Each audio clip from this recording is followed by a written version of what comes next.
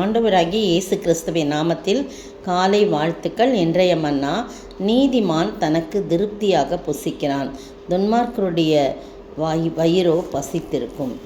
நீதிமொழிகள் 13:25. பாருங்க, சாலமோன் ஞானி எவ்வளோ அழகாக சொல்கிறார். நீதிமான் தனக்கு திருப்தியாக புசிக்கிறான். பாருங்கள், எவ்வளோ பெரிய பணக்காரராக இருப்பாங்க, எல்லாமே வீட்டில் இருக்கும், அவங்க என்ன செய்ய முடியாது, சரியாக புசிக்க முடியாது. அது அந்த வியாதி, இந்த வியாதி, இதை சாப்பிடக்கூடாது, அதை சாப்பிடக்கூடாது அப்படின்னா நிறையா கண்டிஷன்ஸ் இருக்கும். எல்லா இனிப்பு பலகாரங்கள்லாம் டேபிள் மேலே இருக்கும். ஆனால் என்ன பண்ண முடியாது, ஒரு பலகாரம் கூட எடுத்து வாயில் வைக்க முடியாது. ஆனால் ஆண்டவர் சொல்கிறாரு சாலமோன் ஞானி மூலமாக, நீதிமான் தனக்கு திருப்தியாக புசிக்கிறான், துன்மார்க்குடைய வயிறோ பசித்திருக்கும் அப்படின்னு சொல்கிறார். இதில் உலக பிரகாரமான சாப்பாடையும் சொல்லலாம் இதில். அதே நேரத்தில் ஆவிக்குரிய உணவையும் நம்ம சொல்லலாம். இந்த நேரத்தில் நம்ம உலக பிரகாரமான சாப்பாடை மட்டும் நம்ம இதில் பார்க்கலாம்.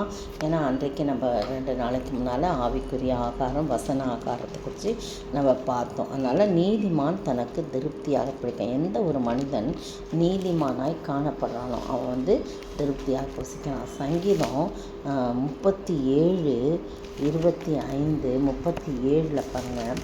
சங்கீதம் 37:25 சொல்லப்பட்டிருக்கு, நான் இளைஞனாய் இருந்தேன், முதிர் வயதுள்ளவனானேன், ஆனாலும் நீதிமான் கைவிடப்பட்டதையும் அவன் சந்ததி அப்பத்துக்கு இறந்து திரிகிறதையும் நான் காணவில்லை. அவன் நித்தம் இறங்கி கடன் கொடுக்கிறான், அவன் சந்ததி ஆசீர்வதிக்கப்படும் என்று சொல்லப்படுது. நீதிமான் கைவிடப்பட்டது கிடையாது.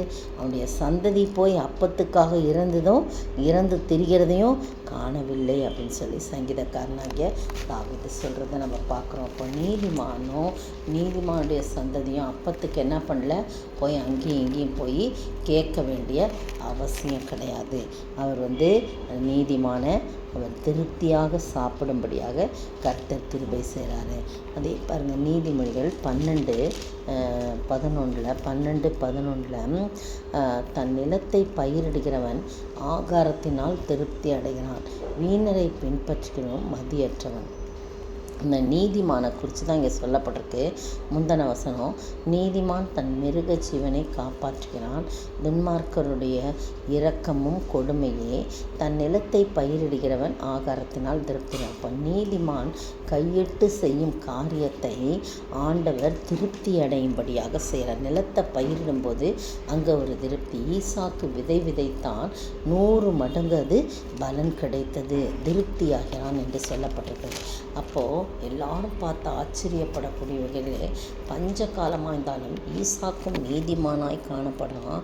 அவன் ஜெப வீரனாய், தியான புருஷனாய் அவன் காணப்படுறதை நம்ம வாசிக்கிறோம் பிரியமானவர்களே.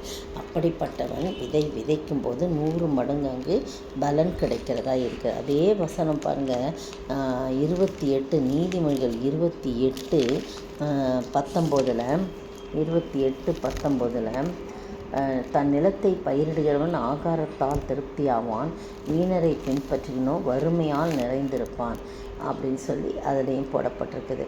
அதே வசனம் தான், தன் நிலத்தை பயிரிடுகிறவன் அதனுடைய ஆகாரத்தின் பலனை புசிக்கிறான் என்று சொல்லி திருப்தி அடைகிறான், ஆகாரத்தினால் திருப்தி அடைகிறான் என்று சொல்லப்பட்டிருக்கிறது. அவனுக்கு வறுமைலாம் கிடையாது, அவனுக்கு பஞ்சம் கிடையாது, அவனுக்கு எல்லாமே திருப்தியாக இருக்கிறத நம்ம பார்க்குறோம். நீங்களும் நானும் ஆண்டவருடைய சமூகத்தில் கர்த்தருடைய பிள்ளைகளாய் நாம் இருக்கும்போது எந்த ஒரு இடத்திலும் நாம் வெட்கப்பட்டு போகாதபடி ஆண்டவர் கிருபை செய்ய, எந்த ஒரு இடத்திலும் நாம் வெட்கப்படவே முடியாது. அப்படி யார்கிட்டையும் போய் கெஞ்சி நிற்க வேண்டிய அவசியமே இல்லை. கர்த்தருக்கு பிரியமாய் நீதிமானாய் நாம் காணப்படும் போது நம்மை அவர் தேற்றுகிறவராய், ஆற்றுகிறவராய் அவர் காணப்படுறார். பாருங்கள், சாம் சுபத்துரை தன்னுடைய புத்தகத்தில் எழுதுகிறாரு, அவர் ஒரு முறை திருச்சியிலே பிரசங்கிப்பதற்காக சென்னையிலிருந்து இரவு மலைக்கோட்டை எக்ஸ்பிரஸ், ராக்ஃபோர்ட் என்று சொல்லுவாங்க, எக்ஸ்பிரஸ் மூலமாக புறப்படுறாரு.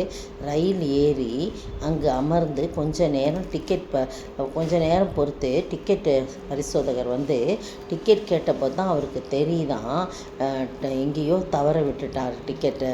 ஏதோ எடுக்கும்போது காசு எடுக்கும்போதோ ஏதோ ஒன்று கீழே விழுந்துருச்சு, பார்க்கல அதுக்கு பிறகு அப்படின்றத அவர் தவற விட்டுட்டு இருந்தேன்.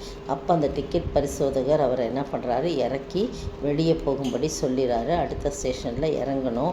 என்ன செய்யுதுன்னு அறியாமல் அவர் மனம் கலங்கினதான். அடுத்த ஸ்டேஷனுக்கு இந்த ட்ரெயின் வந்ததும் ஜன்னல் ஓரமாக ஒருத்தர் அவருடைய பெயரை சொல்லி அழைக்கிறத பார்க்குறார். அப்போ அவர் பார்த்து, நீங்கள் உங்கள் டிக்கெட்டை தவற விட்டுட்டீங்க, அது கீழே கிடந்தது, இதை வச்சுக்கங்க அப்படின்னு சொல்கிறான்.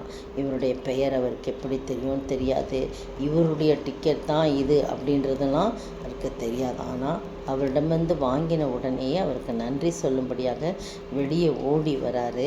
ஆனால் அங்கே ஒருத்தரையுமே காணலை.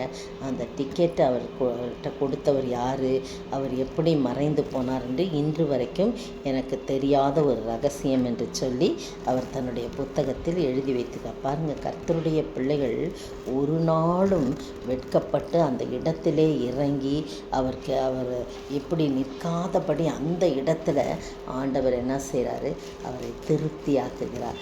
மன மகிழ்ச்சியினாலே திருப்தியாக்குகிறார். இந்த வேளையில் கூட நீதிமான் அப்பத்துக்காக இறந்து தெரிவதில்லை, நீதிமானுடைய சந்ததியும் சொல்லப்பட்டிருக்குது. நீங்களும் நானும் கர்த்தருக்கு பிரியமாய் நீதிமான்களாய் நடக்கும்போது நம்மை அவர் தினந்தோறும் போஷிப்பார். நமது மன்னாவினால் போஷிப்பார்.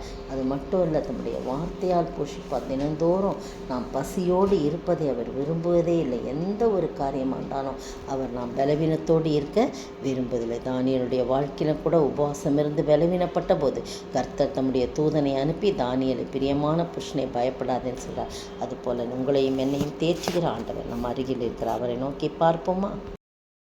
நீதிமானை அனுதினமும் போஷித்து திருப்தியாக்குகின்றார்.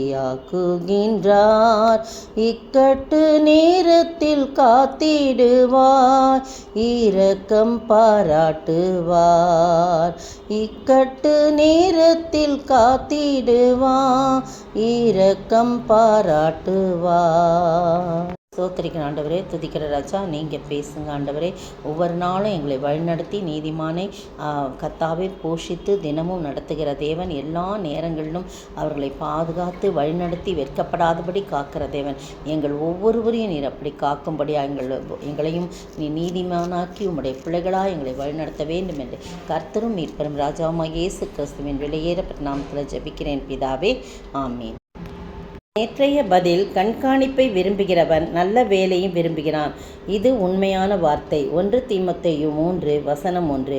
இன்றைய கேள்வி, எப்படிப்பட்டவன் கண்காணிப்பானவனாய் இருக்க முடியும்? கண்காணியானவன் எப்படிப்பட்டவனாய் இருக்க முடியும்?